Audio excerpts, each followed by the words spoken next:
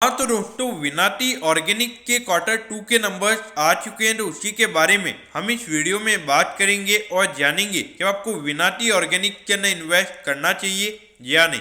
चलिए शुरू करते हैं।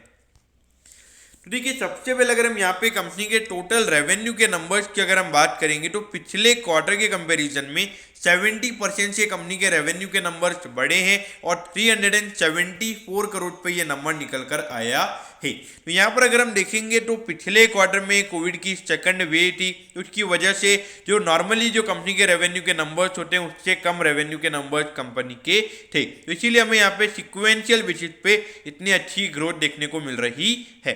अगर प्रॉफिटेबिलिटी की अगर हम बात करेंगे तो ये नंबर 30% से बड़ा है और 81 करोड़ का कंपनी को टोटल नेट प्रॉफिट इस क्वार्टर में हुआ है। तो अगर हम देखेंगे तो सिक्वेंशियल बेसिस के नंबर्स अच्छे हैं, लेकिन अगर हम ईयर ऑन ईयर बेसिस के नंबर्स की अगर हम बात करेंगे तो यहाँ पर 3% से कंपनी के रेवेन्यू के नंबर्स गिरे हैं और 374 करोड़ पे ये नंबर निकल कर आया है। तो यहाँ पर अगर हम देखेंगे तो ये थोड़ा मार्केट को डिसअपॉइंट कर सकता है, क्योंकि जो प्रॉफिटेबिलिटी वाला नंबर है ये भी सिर्फ 1% से बड़ा है और 81 करोड़ पे ये नंबर निकल कर आया है। तो अगर हम देखेंगे तो ये जो ईयर ऑन ईयर बेसिस के नंबर से ये थोड़े मार्केट को डिसअपॉइंट कर सकते हैं।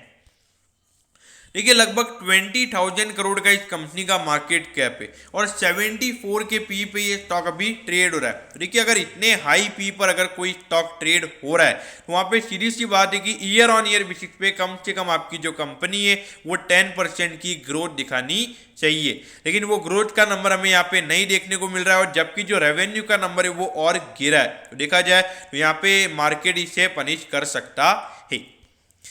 अब ये देखिए, पिछले 2 फाइनेंशियल ईयर से लगातार जो कंपनी के रेवेन्यू के नंबर से वो कम हो रहे हैं और ऑल्दो एक बार प्रॉफिटेबिलिटी कंपनी की बढ़ी थी, लेकिन पिछले साल कंपनी के प्रॉफिट के नंबर्स भी कम हुए हैं। और अगर आप देखोगे ये जो डिक्रीजिंग ट्रेंड है वो अभी भी हमें चालू होता हुआ नजर आ रहा है, क्योंकि अगर आप देखोगे अभी भी ईयर ऑन ईयर बेसिस पे 3% से कंपनी के रेवेन्यू के नंबर बढ़े हैं और प्रॉफिटेबिलिटी में हमें कोई ज्यादा ग्रोथ देखने को नहीं मिली है। अब देखिए, 2006 रुपीज पे ये स्टॉक अभी ट्रेड हो रहा है और 2184 का स्टॉक का ऑल टाइम हाई है, यानी कि अगर हम देखेंगे 5 से 6% अपने ऑल टाइम हाई से ये अभी करेक्ट हो चुका है। तो देखिए, यहाँ पर अगर देखा जाए तो अगर हम बात करेंगे लॉन्ग टर्म के लिए, तो लॉन्ग टर्म के लिए मुझे विनाटी ऑर्गेनिक सही नहीं लगता है, क्योंकि ऐसा है कि जो कि जिस वैल्यूएशन पे ये कंपनी ट्रेड हो रही है और जो देखा जाए जो दूसरी कंपनीज है जो 30 से 40 के पी पे ट्रेड हो रही है वो इससे ज़्यादा ग्रोथ दिखा रही है। तो अगर वो कंपनी ज़्यादा ग्रोथ दिखा रही है तो विनाटी ऑर्गेनिक्स में क्यों लॉन्ग टर्म के लिए इन्वेस्ट करना चाहिए? That's a big question.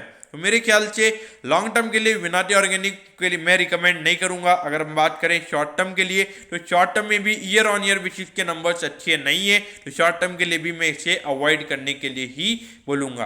दोस्तों, मैं होप करता हूं कि आपको विनाटी ऑर्गेनिक के क्वार्टर 2 के नंबर्स के बारे में सब कुछ पता चल गया होगा। अगर आपकी कोई भी क्वेरीज है तो आप कमेंट कीजिए, मैं जरूर आपके कमेंट पर रिप्लाई करूंगा। ओके दोस्तों, thank you, have a nice day.